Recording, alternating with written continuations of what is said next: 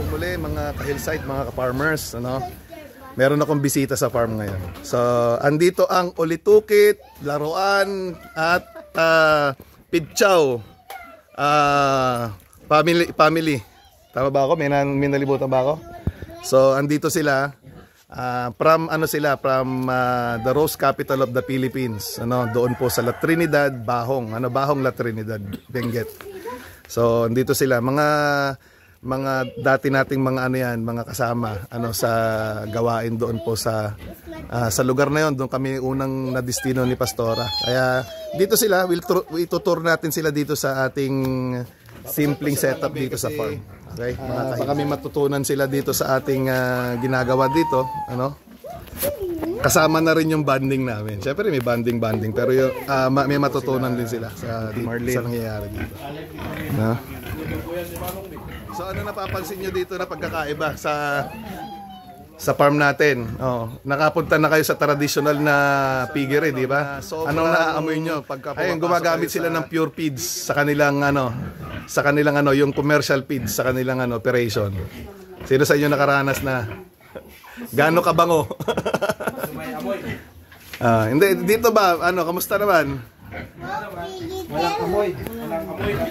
Siguradong walang amoy ba or meron naman pero hindi ganoon katindi? Hindi katindi lang yung traditional. Yung Traditional. Doon amoy mo pa lang. Oo, kasi malayo pa lang yung mga traditional na piggery, di ba? Operation. Kaya bawal na doon. Oo, sa mga housing area, right? Hindi ka pwede mag-alaga ng basta-basta. Pero dito, since na pinapakain po namin sa ating po mga alaga ay ang ating sariling formula, yung Dunamis feeds natin, ni Kuya David. Okay? Fermented, probiotic rich, plant-based na pakain, Ayan yung natin. Malaki po yung nagagawa nun pati doon sa kanila pong poops, Hindi mabaho yung kanilang poops kasi nga merong mga good microorganism na kasama yon. Iba kasi ang pinapakain. Di ba, Jay, kasama na pa lang tayo? Isa pang mga nandun ko at maangutan. Yeah, later on, yung mga... Oh Lord, yun na niya, at least niya. Mayap niya ko. I-adapt. Okay, maangot na ako ng ito. So, tur lang ng konti itong mga... Tingnan nyo yan, ayan o. Ayan isa sa mga sample. Marami na ako na-harvest dyan, tuloy-tuloy lang yan. So, ang banana plantation kasi, yung banana operation, ang kagandahan dyan, pag nagtanim kang minsan, alagaan mo lang, dire-diretso na yan, hindi na matatapos. Continuous harvest na lang. Tayo dito sa fish pond. Dito yung source ng ating tubig sa farm. Data, iti pagapgapon ti danom na data di uneg, ubog data. Ayan. Ubog. Iso nga makita yo walang outside source ng tubig pero siya, hindi lang din sa ulan nang galing yan. Ubog data di so diti pag iso ti makukol-collect dita. At the same time, para mas maging masustansya yung tubig para sa farm, meron siyang mga isda. Kasi parang yung sistema ng aquaponics, isda at saka halaman. Yan. Yan din yung ginagawa namin. Yan, makikita nyo, may mga tilapia tayo. Malalaki na yan, auntie. Minsan lang ako naglagay, mga anak-anak na yung iba dyan. So, continuous nanganganak. Kaya yan, di namin hinaharvest ng biglaan pag gusto lang na mag-ulam. Kaya lang wala tayong panghuli ngayon eh.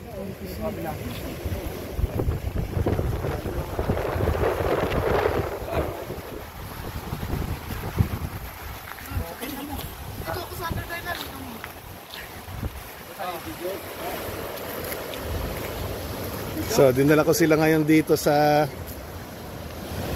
pinaka yung sinasabi namin na Batanes ng Alaminos, dito sa Victoria, view deck. Victoria view deck.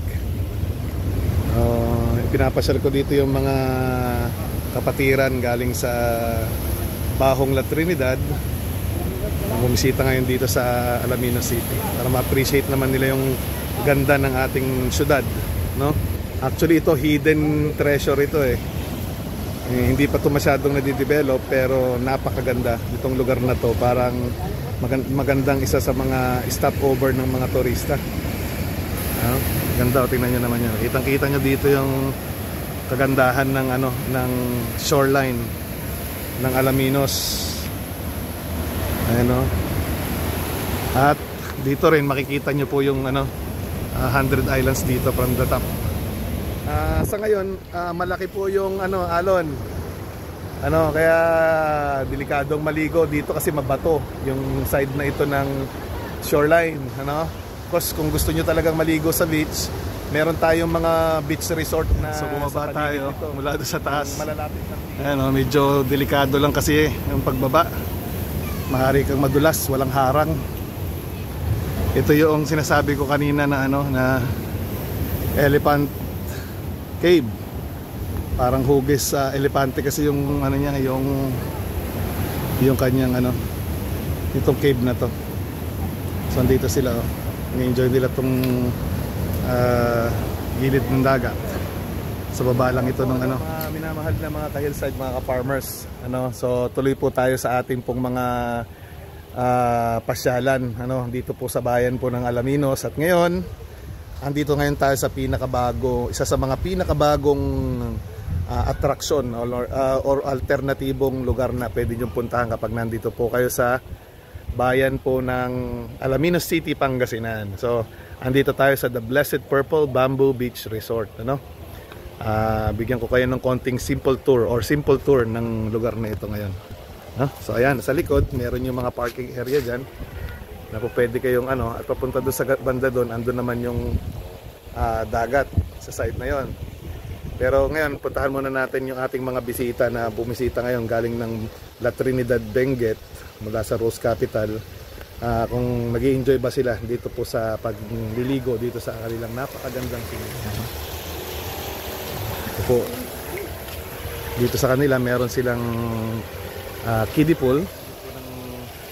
At sa gilid po na ito ay andyan po yung kanilang mga cabana o cottages para sa ating pong tawag dito. Kung meron tayong pagsasalo-salo, ayan, mas maganda nandito meron kayong cabana.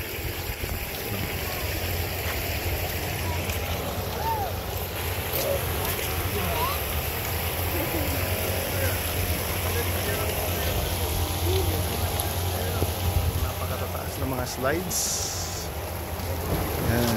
So ito po ang adult swimming pool at saka kiddie pool ng The Blessed Purple Bamboo Beach Resort.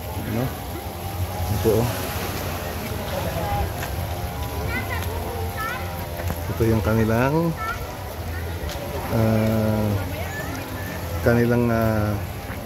giant slide. Hi.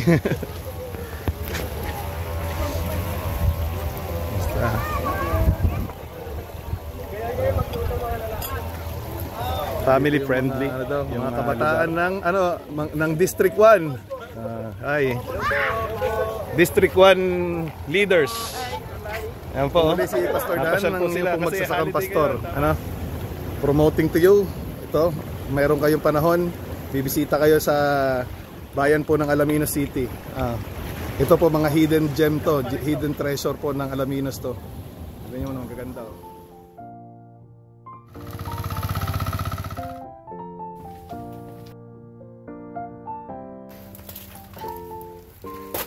Andito tayo, kita nyo yung mga talagang gusto.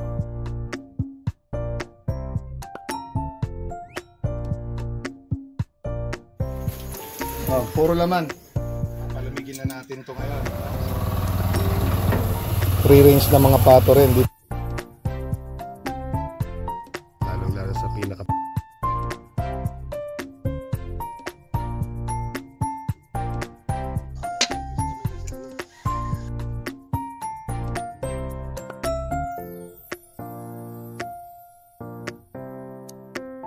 Yan, nahagis, yun.